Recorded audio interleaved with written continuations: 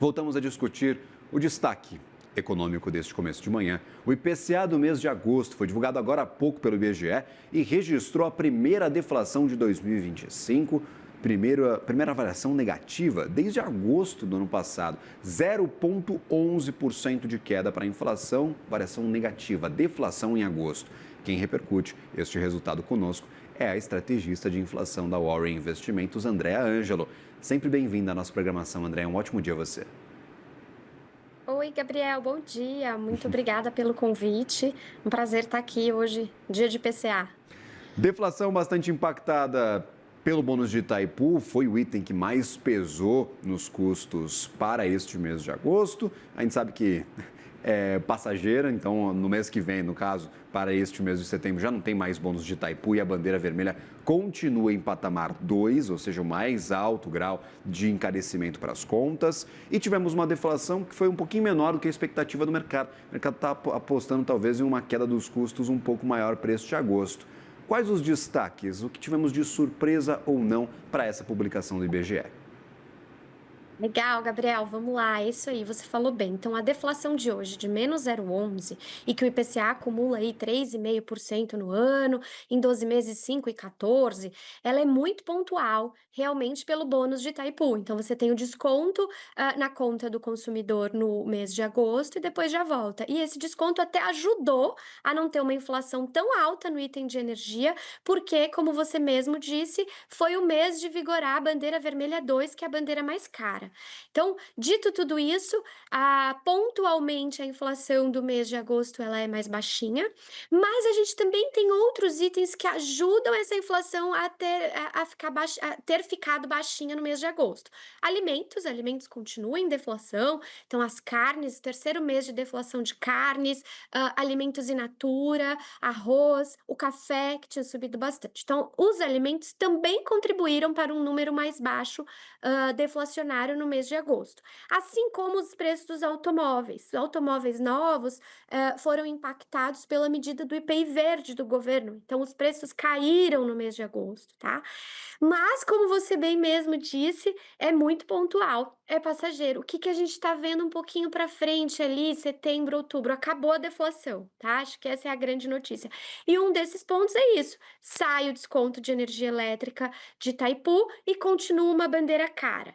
Por outro lado, você também tem no mesmo sentido os alimentos. A gente acha que já saem da deflação no mês de setembro, então já não é uma notícia tão boa. Assim como esse impacto dos preços dos automóveis mais fraquinhos, também em setembro sai de tudo isso. O mercado tinha sim uma expectativa de uma deflação mais forte. Estava esperando uma deflação mais forte nesses itens, mesmo em energia elétrica, mesmo ali em alimentos mais fraquinhos. Então, o mercado tinha sim uma expectativa de uma deflação maior para esse mês.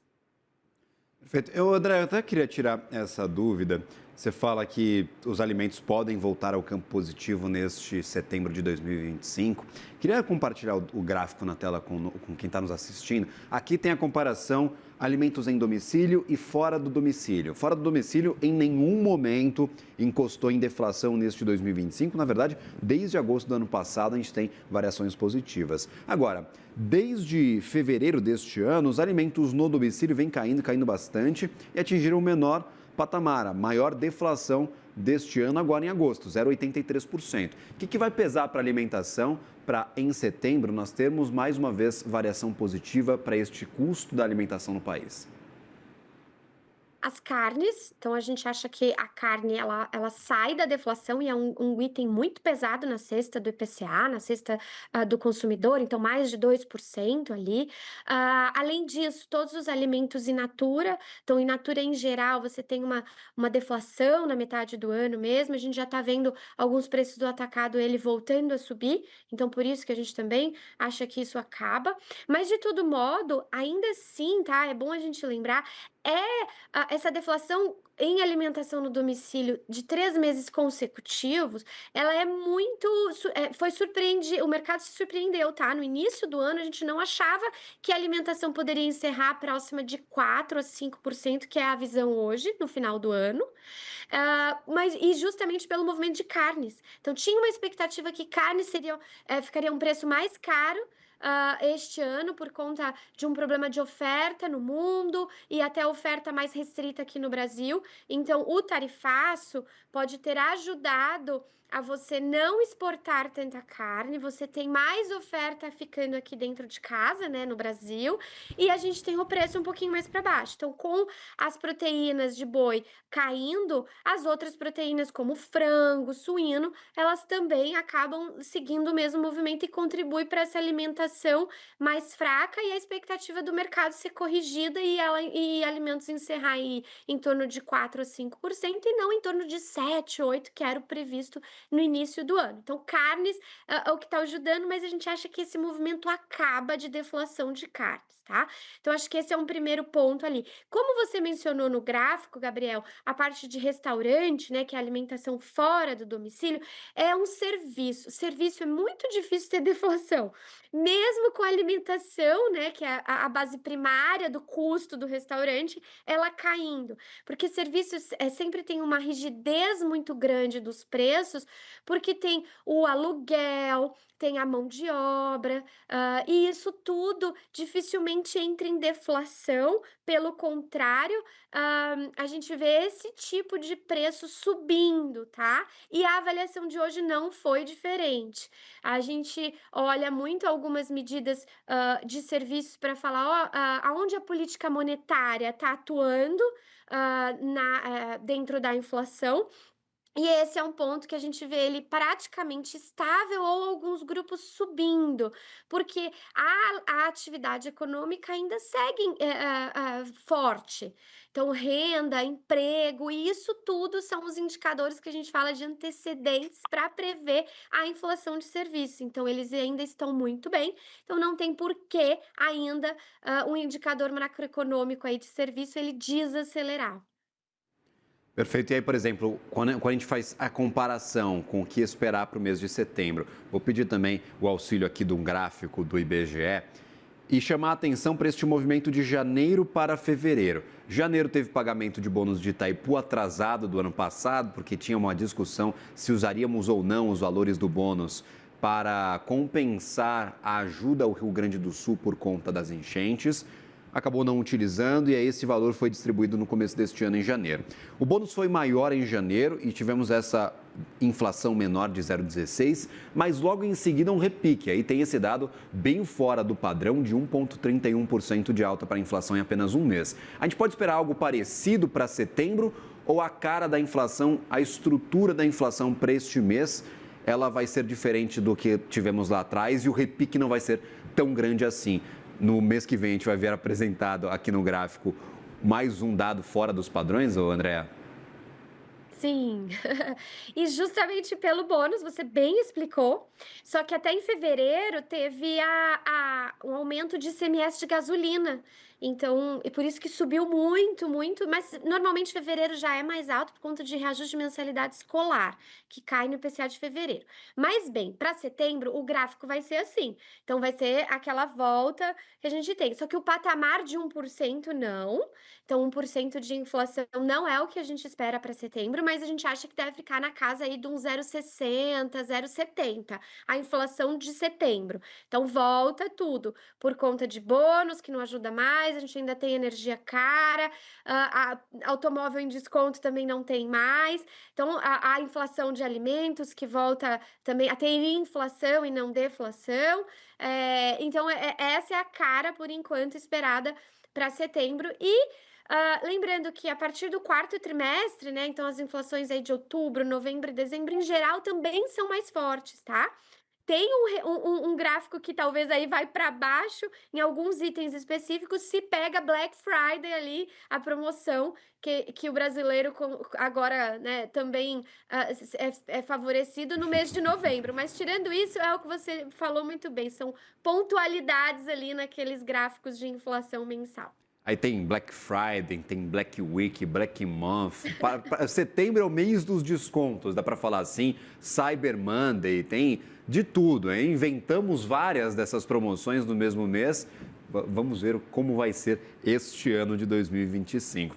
Pergunta, Tivemos aqui uma inflação de educação de 0,75%. Normalmente, não vejo tantas movimentações em educação em meses que não são aí de reajuste de algumas mensalidades. O que está acontecendo com a educação especificamente? Que nós já tivemos um reajuste maior na virada de junho para julho e agora um repique 0,75%. O que vocês estão acompanhando desse caso especificamente da educação, que é um serviço prestado aqui no país? Isso, muito bem. Gabriel, realmente, a educação no IPCA, por metodologia do IBGE, alguns cursos extracurriculares, ele tem a mensalidade reajustada, aumentada. Então, o IBGE captura um pouquinho em agosto, mas o grande mesmo fica em fevereiro, com o início das aulas, né, do currículo padrão no Brasil.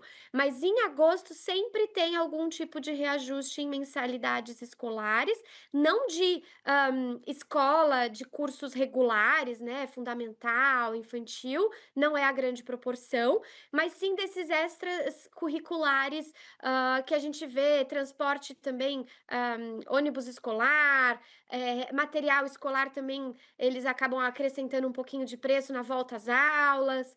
Então, é isso que a gente viu na educação, no item educação no mês de agosto. Mas a grande pergunta agora vai ser: e a inflação de 2026? Porque, esse ano o item educação deve fechar ali em torno de 5%, 5,30%. Para o ano que vem a gente está vendo algo um pouquinho mais forte, tá, Gabriel? Infelizmente, a gente já está vendo a inflação de educação em 2026 mais forte ali do que foi apresentado em 2025. Porque economista é assim, né? Você fala para ele: tá bom, o que está acontecendo agora? Mas a gente está sempre olhando um pouquinho mais à frente, em perspectiva. Perfeito. Saldo final, para a gente olhar direto para esse dado de inflação de agosto, com essa visão do que vem por aí. Que informações a mais você recebe deste IPCA que ajuda, talvez, nortear o que vai acontecer com a inflação nos próximos meses? É um dado dentro das estimativas, dentro do padrão, não ajuda a entender melhor os movimentos ou tem algumas novidades que dão um pouco mais de clareza, Andréa? Olha, assim como veio o IPCA 15 de agosto, que foi a prévia da inflação desse mês, que ela já tinha mostrado ali algumas surpresas altistas e uma cara não muito boa do que estava vindo acontecendo, a gente acha que isso vai continuar. Então, principalmente nessa parte de serviços, Gabriel, que realmente esse carinha aí, ele não está cedendo, ele estava cedendo e desacelerando em maio, junho e julho. Aí, em agosto, agora acendeu a luz amarela e serviços a gente acha que parou de desacelerar e no quarto trimestre a gente vê até ele reacelerando, tá? Então, a inflação de hoje, embora o sinalzinho negativo, que é uma deflação, é pontual. E daqui para frente a gente acha que essa parte de rigidez da economia, que mostra que a economia está forte, salário, emprego, continua forte. Acho que esse é o ponto. Suficiente para mudar a projeção de vocês para este ano? E se eu não me engano, e aí você me corrija se eu estiver enganado, vocês apontam ou apontavam para uma inflação menor que 5% para 2025. Isso continua? Essas projeções ainda são mantidas? Sim, sim, sim, isso ainda está mantido, então é uma inflação ali que a gente vê ainda em 4,80 para este ano, assim, não é, vamos lembrar, né, você tá desacelerando, mas ainda tá acima do teto da meta de inflação. Então acho que esse é o grande ponto se ela encerrar em 4,80. Perfeito. Meta de inflação 3% ainda está bem, bem distante. Vamos acompanhar os próximos movimentos. André, é sempre um prazer conversar contigo. Sempre bem-vindo à nossa programação. Bom trabalho e uma boa quarta-feira. Muito obrigada, Gabriel, é um prazer estar aqui com vocês, boa quarta-feira. Valeu, agradecer. Até a Até a próxima. próxima.